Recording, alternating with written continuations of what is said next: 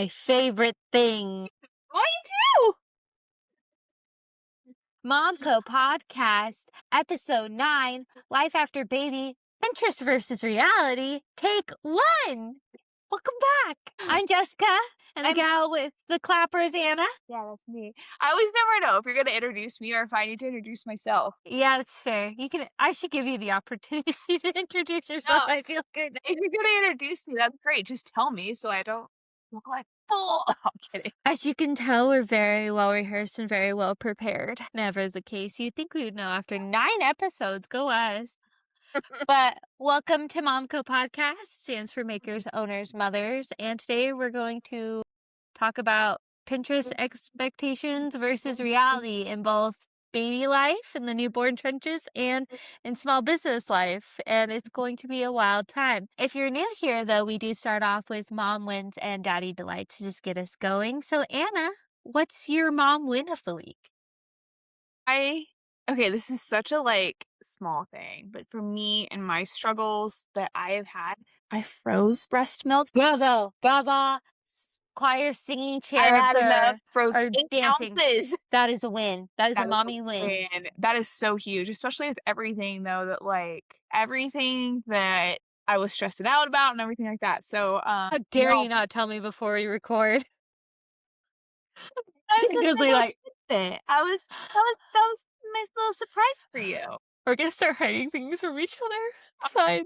No. Yeah, I'm sorry I didn't tell you. I'll tell you next time I do something. It's fine. No, you got my genuine reaction, everybody. That's Got it. awesome. Yeah. Well, and it's also I did 2 bags. It was 2 4-ounce bags. So that was a big one. So That is a big win. Yep. So what was your mommy win? What is my mommy win? So we just had Memorial Day, and my back has been in so much pain. I think it is due to a pelvic floor issue, TBD. My doctor's appointment's on Friday. But with my husband and with my ailment, I was able to actually force myself to rest. And at first, you kind of feel guilty doing that because you're like, I'm sitting in a house that is just trashed. We came back from a vacation. I still haven't unpacked or anything. But it was so good just to rest, relax, put her around town, and just kick your feet up while having a baby. It's very rare. And being able to do that with a baby and a loving husband that's willing to step up is very nice. So I was able to actually rest my back because it's sciatica. I'm an 85-year-old woman. It's fine. Anna is too. It's all good. But that was my mommy win, so I'll take it. Rest and relaxation any day. No, I'm an 85-year-old woman too, and sciatica is one of those you don't realize how painful it is till you have it. How debilitating it is. And there's nothing I you can't can move. do about it. Anna, what's your daddy delight this week? My daddy delights. I don't know if I've touched on this or not, but Casey always is really good about doing story time with Lily. And when he reads books to her, it's the most adorable thing I've ever seen in my life. I'm like, my God, that's so freaking cute. It's so endearing. And he does the little voices and everything like that. I'm reading Harry Potter to her in the mornings and stuff like that on my Kindle, but I don't do the voices. I don't do all the fun stuff. She's asleep half the time, but when he does it with her, she's so engaged. It's adorable. And he's so into it with her. That's my delight. That's a good one. Yeah. That's a core memory right there. So, it really is delightful. So cute. You just open the door, you just see them reading. I just picture him in the little rocking chair just reading. Yeah. Yeah. So Or cute. downstairs reading and you just come in from doing something, you turn the corner and he's got her in his arms and just I don't know what story, but Cat in the Hat. I don't know. Cat in the Hat's long as hell. I just realized it's so long. There's some of these books that I'm I like to read the longer books to her. And sometimes Casey's I like the short ones. He'll be dog, cat, blue. David loves those too. God. He likes being sassy with those. We try to pick 4 small ones. It depends on the night, but we try to either pick 1 long one or 4 small ones. Yeah. But my favorite's when you just stumble on one, you're it's gonna be really long. It's just again dog, cat, red, and you're wow, that was riveting. I know. But you get Cat in the Hat and it's 87 pages. You're what the fuck? When did Cat in the Hat get this long? I started buying her more books to read. And so go you. We've been buying the opposite. We've been buying more of board books. We have a ton of board books. So that's why I was I need to start buying regular books. But that girl is a lot. Just a lot of books. Anyway. Ours too. So what was your Daddy delight this week? My daddy delight is actually just simple. It's, I think, something every couple has struggled with, especially after a baby, and that is communicating. I feel like David has put an emphasis on Anna relates. David Yeah. has put an emphasis on communicating this week, especially coming up with his Army National Guard drill Yeah. service. If you're in that world and realm, it changes a lot. Things are moving. There's a lot of moving parts. There's a lot of people communicating. And he's been very good at telling me like the changes, the shifts, and all the things like that. Just because we have a kid now, it's not like he can go off and I'm just with the dog. It's we have to figure out childcare when he's gone. We have to figure out what's happening when he's gone and like keep life moving while he's away. And he's been so good at communicating that. And so I really appreciate that because it feels less on me because I feel like I'm the task manager in the house. I'm the calendar keeper. So him Yeah. just contributing to the calendar is like the biggest daddy delight one can ask for. It's like one less thing to stress at. So Love it. I like the task manager title. That's a good one. I am forever a task manager. It's fine. I love it. No, I relate to that. I've never heard that before, and I love that. Yes, so that was my daddy delight. And now Lovely, lovely. let's dive into this week's Nobody Told Me topic. Yeah. And We're that is for both levels. We'll start off with Babyland, though. Pinterest life versus reality. And that is expectations one had and the idea you envision in like when you have a baby and all the things from the nursery, how on that should two be trips. aesthetically. Yeah. And then the milestone culture, along with all the things, all the cultures, all the vibes, all the aesthetics, if you will. It is so overwhelming in both capacities, and I know we're focusing on baby right now, but I'm just gonna put it out there, like, for both. It is so overwhelming, and Yeah. the constant need to drive basically for unrealistic perfection is To impress who at the end of the day? I'm not Like, posting on the internet. Who am I impre That's the thing too, is it's like, who am I impressing? and I'm even if not you are posting on the internet, why are we why are so we driven by the likes and the views and all those things too? I'm guilty of it because I'm in social media world too. Like I have to show off my Pinterest aesthetic nursery. Yes, it was really cute before the baby came. Love it. Is it cute now? No, that's where we put all the suitcase after like our trip, and that's works. basically our catch-all room plus a crib. Yeah, it works. Well, she's not gonna be messing with the stuff because she's in the crib, so Yeah. it works. But with baby stuff, seriously though, God, it's so unrealistic.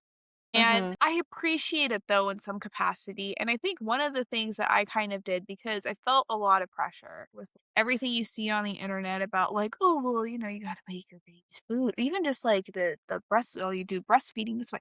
And we've touched on the internet and everything before, and that's a whole episode that I've written later on as well. But it can be so toxic. And there was a lot of pressure to have like the perfect, nursery and everything like that.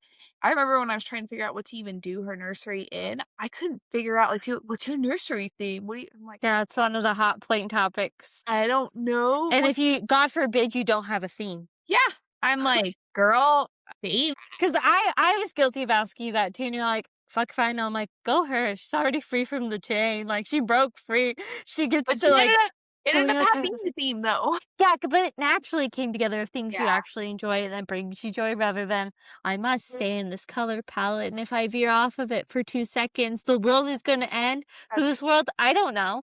Nobody's the baby's not gonna care. And it's like, I don't know who I'm trying to please. However, I didn't really have a theme, and I was, like, doing her nursery pretty much up to, like, the week before she was born. As most So people are, I feel. If you have your yeah, nursery, that's because fair. there's so many factors too when you're pregnant, it's just, like, the worry of, like, first off, you don't know, not that's a big deal anymore, but, like, the gender of your baby, because if that's important to you, it kinda helps with the design, but Yeah. also just health and then scaries and all that stuff too. I was too scared to order my nursery in case anything went sideways. Oh my gosh, I had to order my nursery furniture, and, like, they wouldn't get it in and wouldn't get it in stock. Remember that whole thing? And I'm like, "I Yes. want this one because it looks this way," and it's like, does it matter? It doesn't Yeah. matter. I did get what I wanted, but it's like, for the reasons that I wanted it weren't because of the internet. They were like, "I like the way this looks. I think she can grow with it better than Mhm, this one, and the price is better than this one for what you get."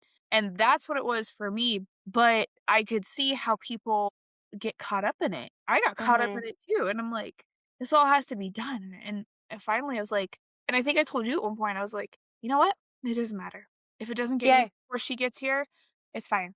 We have this, and this in our room. we have this, we have this, we have the things that we need when she gets here. Yep. The rest will just come when it comes. Yeah, and I like how you touched too of like she'll grow into it. I think we're in such a culture of consumerism of like fads versus trends and all that stuff. We need to think more of like longevity of an item. I think too, like Yeah. can it grow? Like you should ask yourself, can she grow into it, or is this usable with another kiddo rather than it's cute and I'm gonna use it for 5 seconds and just only this baby. I think not only is it bad for the environment, not that like we're here for environmentalism, it's a waste of money at the end of the day, like, half the baby shit out there that's aesthetically pleasing or to follow, like, the Or trends and the conventional. fads yeah, you don't need at the end of the day, and I think that once you get over that hurdle, because literally looked at so when I was pregnant, I had, like, the baby list app for, like, my baby shower registry, and I looked at it one day and I was like, "I don't need half this shit." Yeah. They're wants, they're cute, but I'm like, "I don't need it," and I just did, like, a whole deleting spree. I'm like, "This is the essentials I need." Yeah. Well, and I think you get also once the baby gets here, there are some things too that work good for some people that don't work well for us. Like I heard such good things about the boppy pillow. I don't Mhm. I don't I barely use it. I barely use it. I use a regular pillow and it's more Mhm. comfortable for me and it's more comfortable for her. But like that's one of those things. But I know people that swear by it and think it's great. And you know what? That's I'm great. wondering if they swear by it before they changed it to the safety standard of that super thickness, and then when they are softer. Oh, That's my question in life. that's a good. Anybody out there, if you can confirm that, because those bobbies are freaking stiff as hell now, and the babies don't even Yeah. like laying on them. No, they don't. Boppy, I'm watching you. And they're slippery. They're so slippery. It wasn't even worth it after. Like, I'd rather use just a pillow Yeah, that's where I got too, and it was more frustrating to try to use the boppy when I was trying to learn how to breastfeed. or find it because it's never where you need it.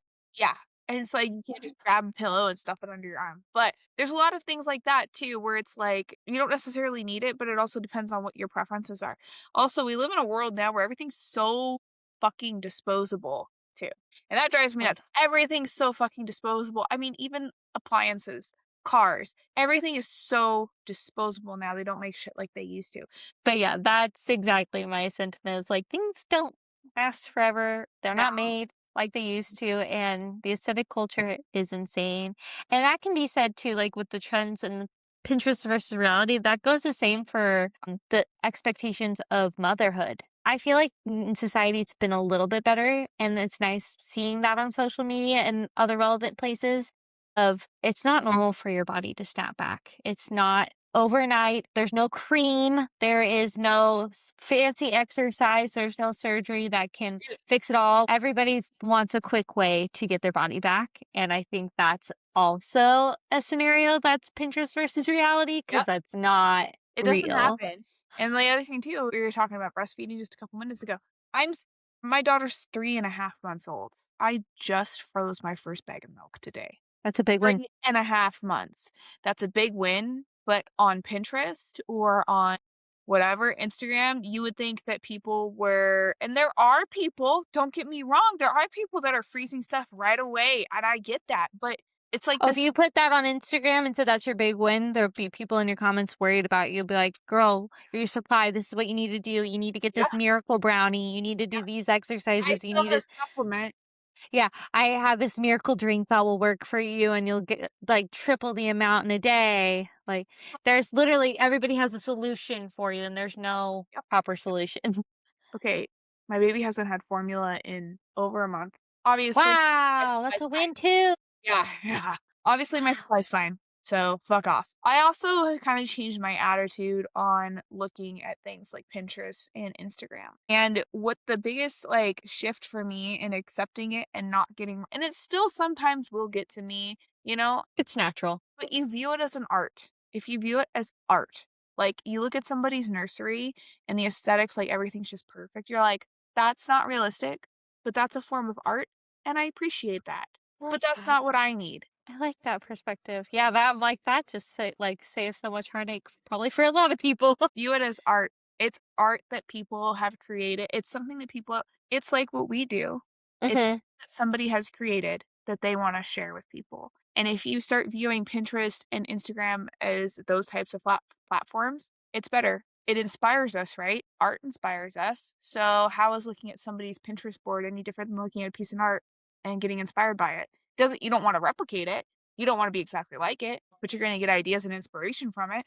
Did I spoil everybody's fucking mind just now? To that glass shower. Whoa, I can break free from this cult. What? Cue the song. I want to To break break free. free, I want to go free. It's a great song, by the way. Love it. Anyway, Uh, I don't even know where I came up with it, but I'm just like, this is just art. And people just wanna be appreciated for their art. yeah. It's again, that's like just another place to have like your art gallery is social media. It's just another place for people to view, and I think that's really smart. And sometimes they get paid well for it, and sometimes they don't. Yeah, exactly. So Pinterest and Instagram are art. 1000%. That kind of also leads us into romanticizing the chaos of it all because you look on social media and you see the people like how I manage, like I've said before, my clock in from my 9 to 5 after my 9 to 5 or like 5 to 9, whatever it is. But people give you those expectations like, yes, my life is crazy, but this is how you can manage it and just be as effortless as me. And we all know 9 times out of 10, that person has a nanny. Yeah! Yeah! Or they've got Help course or filmed over a course of 3 days. yeah, yeah. So it's that romanticizing You. culture of like, yes, I do have 5 children and my life is perfect. Who's that one gal that like got arrested because she turned into like Ruby something? I have to look it up. Taylor One Frankie moment. Paul. No, but she's also crazy. Ruby Frankie. Look her up because she's the queen of romanticizing chaos. She looks gross. Not gross, but she just looks like high maintenance bitch. Her documentary, it was insane. So she's in prison for child abuse. Yeah, Why did she do that? highly recommend watching her documentary. But that is romanticizing culture at its finest because she basically romanticized her life for other people to view. And she basically showed that she was this ideal mom and this perfect mom. And that was not the case at all. Do you see my face right now? Highly recommend that documentary though. I yeah. David was even interested in it. He's like, this bitch is crazy. Because she's popular on YouTube.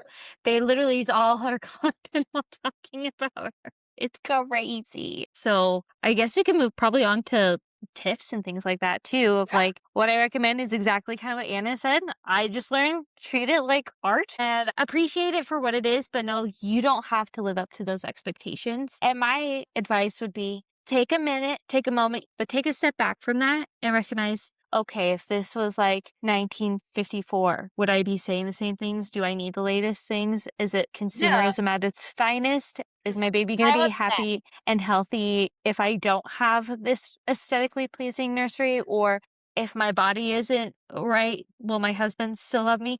The answer is they don't care. As long as you are confident in yourself and your abilities and you are a loving and present human, that's all that matters. None of this shit around you matters. It's all literally materialistic shit. You Yep. don't fucking need. Just You don't. remember 1954 or 1950s, they Let's had let. Pervitin, Mommy's Little Helper, AKA meth, I was gonna say you do need that. amphetamines. Yeah. Seriously. So, it's okay. Once again, though, perfect on the outside Yeah, doesn't mean perfect doesn't mean perfect on the inside. or on the inside. Now, back then, that was what you did. It was the standard. It was normal for Mhm. methamphetamines to be used in that capacity, which is just fucking nuts to me. But don't let it consume you. Don't let it consume and run your life. I agree because I think we're in a society that we have to have our shit together at all times. And the minute you Yeah, don't, you're failing, you're not enough. being And judged. I think everybody needs to accept whoever you're looking at, whether it's that person on the screen or that person you're standing at in line with at the grocery store. We're all trying our best every day. Some days are better than the others. Some days I'm not at my best and I will admit it. Some days I won't admit it that I'm not at my best. But sometimes I'm at my absolute best and those are my happiest moments too. I also have happy moments when I'm just trying and failing too. I can still laugh at the end of the day, and that's all that freaking matters. That's Mhm. all that matters. You don't need the latest and greatest thing. You don't need that Pinterest perfect body. You don't need to be the next influencer, and you're not a failure. I think that's just what everybody needs a reminder to, especially being a new mom, a first time mom, or just struggling in the mom zone. Like, I will say though, just because you fail at something, that doesn't mean that you're a failure. exactly. Both You true in will motherhood and you small will business. fail. You will All fail. That does not mean you're a failure. Mhm. And that is something that I've really learned too, is that it's okay to fail. It is okay to fail, and you will fail. It's just part Mhm. of life. It's gonna happen. But don't let failure consume you. Don't let failure consume you, and don't let perfectionism consume you either. Amen. That'll just get in your ear and eat away at you forever and ever. And it does, and it has a tendency to do. I don't know about you, but for me, Absolutely. I feel like it's just a normal human trait is you Mhm. let that take over. But I think that also adds for a reflection of yourself. You and I, though, are all we individually, our personalities, we tend to be perfectionists, so it hits a lot harder for us personally. But I think a lot of moms are like that too. Yeah. So I agree with everything you said. Just, you're gonna fail, doesn't mean you're a failure. Look at things in the aspect of that they're art. Take creative inspiration Yes. from them, but don't get wound up in all of the, everything has to be perfect. I All say the that, time. and then people, come over to my house, and I run around trying to make my house look like nobody lives in it, and it's not realistic. That's just No, not I think realistic. that was the foundation of our friendship is when we came over to your house and you're like, "I'm sorry, there's Luna hair everywhere." And I was like, "Thank God," because 'cause I'm like, "If you came to my house, there's pony hair literally like it's probably in the food at this point because he just shed so much and I Pull it can't out of I the can't kid's ex eye. yeah, I'm like, dog mom life, like, I was like, "Thank God she's human too. She doesn't have every hair in place." I'm very human. We're all very human. So that's all I got for tips, tools, and trials and errors. And yeah, Yeah, let's move on to our small business deep dive. Again, same topic, the same vibes go for that. It's just with your small business too, because again, it's like the we've same said thing. in yeah, small businesses are kind of like your baby. And when starting out your small business too, or even being in the thick of it too, you can get overwhelmed by societal standards with Pinterest perfection of like social media small businesses. Mhm. Because when you're first starting out and if you're on social, you're obviously naturally trying to find your market, your niche, your consumer, your viewers. And that tends to you just start following like businesses or businesses you admire. And when I was first starting out, I followed so many people I admire, but there's a point where I hit the wall too. I'm like, they are raking in all this money. They are doing everything perfectly. They have the perfect booth set up. They have the perfect spot in this cute little store, and I'm just failing. But I think what you have to realize as a small business owner, viewing somebody like that, again, like Anna said, it is like art. You can appreciate it. But no, that wasn't overnight success either. No. Sometimes TikTok makes it look that way because sometimes one out of like millions, that might have been the case. They might have gone viral for some product that's super niche, a fad, a trend, name it what you will. But that's not the case for every small No, business. it's not. Well, and you have to remember too, same thing. It's art. Take creative inspiration from it, but don't drive on it. And the thing too is people don't look. They don't realize all the blood, sweat, and tears that go into everything. And I think that's Mm-hmm. the biggest thing. Like when until I started doing the Facebook Live events, or we started even doing podcasts. There's so much behind the scenes. It's not just turn on a video and just do what you do. No, it's not that simple. There's so much that's going on behind the scenes, and everybody it looks like it's so easy. It's like, this is my booth and it's just so beautiful. It's like you don't see the 15 totes that they're dragging in and the setup that's taking them 4 hours to do because they want to make it look good for an event that's always only 3 hours long. Hmm. It's better to keep it simple, honestly, and build as you go. You don't have to do it all at once, too. No. See something you like, take a small inspiration from it. Don't try to. How do we eat an elephant, people? One bite at a time. It's no different than Yeah. trying to get your And boots right. don't try to reinvent the wheel too, No. is my thinking. Everybody tries to be so unique and so different. And that's fine. That's again, you're just trying to market yourself at the end of the day. Yeah. But you don't need to reinvent the wheel so much that the reward is not worth the amount of effort you are putting in. Yeah. Because if your product is good, if you're a good salesperson, just being there, being present, most likely that person would buy like a shoelace from you if they love what you're selling so much. It's not about oh, it's because I was at this beautiful market that was like trendy only in springtime. Yep. or that I had my tablecloth slightly adjacent to the other tablecloth, and that the shelf was a place bestowed in such a way where all my customers can see at eye level. No, you will see me at a show, like setting up probably for an hour, like after I pull everything out, moving shit, because I'm Yeah. just trying to make it aesthetically pleasing for myself and Yeah. then what I think my customers will want. But at the end of the day, I've had shows where I'm like, throw shit on the table because it's so windy, still freaking sells. Sometimes I make it the most beautiful, immaculate Pinterest and Instagram worthy thing. Nothing sells. So Yeah. it's a crapshoot either way, but it's at the end of the day, don't rely so heavily on, oh, I saw this on Instagram and I need to recreate it or else I'm not gonna be perfect. Cause some of those booths are like thousands upon thousands of dollars. And if you're just starting out, don't invest so much money into like obviously invest in yourself, but don't invest to where you're like, "Oh my god, it's like end all be all if I can't pay my booth fee Yeah. because I spent so much money on creating my goddamn booth." Like Well, and it takes time. It it takes takes time. time It takes time to curate. See what I did there? and put some It character in it. it takes time to curate the right booth to give it the right amount of character. Mhm. Mhm, Oh mhm. yeah. But Oh yeah. seriously, it does. It takes time to put it all together. And I think that's the other thing that is not reality with Pinterest and with Instagram is that you see these things and you just instant gratification. That's another big problem is it's like you see somebody that has done all that work and everything like that. You're like, I want that right now. So you get online, you get all the things, you spend all the money, you put it all together, and it doesn't end up looking like what they have anyway. And you're like, what did I do wrong? I'm a failure. And there goes back to that vicious, toxic cycle.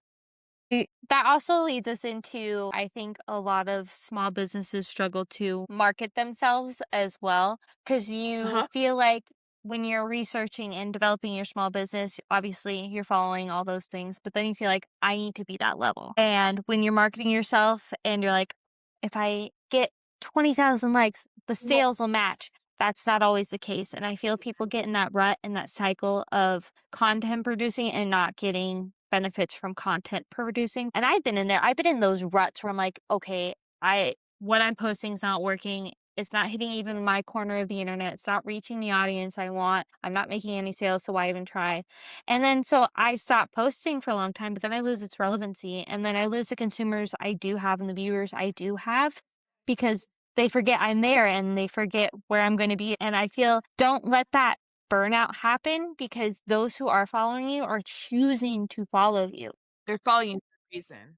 They follow you for a reason. They follow you for your business. They follow you for your product. So keep showing up for them, even if you're not getting those thousands of likes, those millions of views. Show up for your customers because they will come. Like the audience will come if you just keep trying, keep producing, but don't go in the intent of I'm making the next trendy thing. Go Yeah. in with the intent I'm going to talk to my followers and my customers right now. And Yeah. I think that will help you so much at the end of the day, just mentally, emotionally, and then just keep grinding at your business because that is probably one of the hardest struggles is marketing yourself. And when you just I feel struggle with defeated, that. yeah, when you feel defeated though too, you just feel like you're failing at your business and you're not. I know marketing is a huge part of it and social media and the Pinterest-esque lifestyle does not help with that at all. But No, again, it show up doesn't. for your customers, not for the trend. And show up for yourself and your Show business. up for yourself. Show up for your business. Agreed. Agreed. Yep. Because you are the only one showing up every day for your business. Yep. Only you. You. And You and it's nobody a else. nobody else does. And it's such a beautiful thing in a way, but it's also really fucking hard. It's really fucking Really fucking hard. Yep. Yep. Throw a kid in and it gets even harder. That's why we're That's why we're here. That is exactly why we're here. See, we just proved here. ourselves. So that's kind of our topics for the day. I feel like this one was kind of like a short, sweet, simple one. We hope you Yeah. guys enjoyed. Do you have any, Anna, like trials, tips, errors, tools, things you've learned from I don't think business life? so. Honestly, the thing is with the social media and the marketing stuff, I struggle with that big time. And you're the pro, and you're the one that's kind of been like, you should do this, you should do this, and I'm just like, that's a good idea. That's a really good idea. So I don't have any really tips or tricks because of that. I think the biggest tip or trick, it's the same as the one that we talked about with baby art. Look at Pinterest and Instagram. as art and get your creativity and your ideas from it, get Mhm. inspiration from it, but don't, get caught up in the toxic relationship with it. That's probably my biggest epiphany today is to share that little tidbit with you Oh, guys. yeah. My advice is also, like you said, and for the baby too, just keep it simple. Yeah. Like, again, it does not need to be the next big trend. It does not need to reach millions of people overnight. You do not need to sell everything instantaneously. Just be there and be consistent and keep it simple. Those are like, if you could just follow, keep it simple and keep it consistent, you are heading in the right spot And because your customers will show. They'll show up, they'll show for you, they will. and that's all that matters at the end of the day, and keep those customers happy because they will be repeat customers. And guess what? That baby's not gonna care what the aesthetic is in that nursery either. They're gonna care about picking them up and snuggling them and feeding them and giving them a clean diaper and all of that. They're not gonna care if their macrame art on the wall is peach instead of coral or, If if they were in the next trendy outfit they're that the you next trendy got, outfit. yeah, They don't care. nope. They don't It's care. love at the end of the day. Love and consistency. I think consistency goes for both, just Yeah, being consistent. yeah. That's all that matters at the end of the day. Yep. Cool. This I love this episode. This is is a a good good one. one. Next week, beef and debrief, you guys. So if you have any beef or debrief topics you guys want to shoot over to us, send us an email at moncopodcast.com. Or sorry, moncopodcast at Gmail. gmail.com. Visit the website, moncopodcast.com. Check us out on Spotify, Apple Music, YouTube, Facebook, Instagram, all the platforms. We're there. Leave us a review, a comment, a like, a listen. We like all the things. So thank Love you guys all for of the things. joining us. We really appreciate you. Thank you. See you at the beef and debrief. Come with your beef and we'll debrief. I love it. Love it.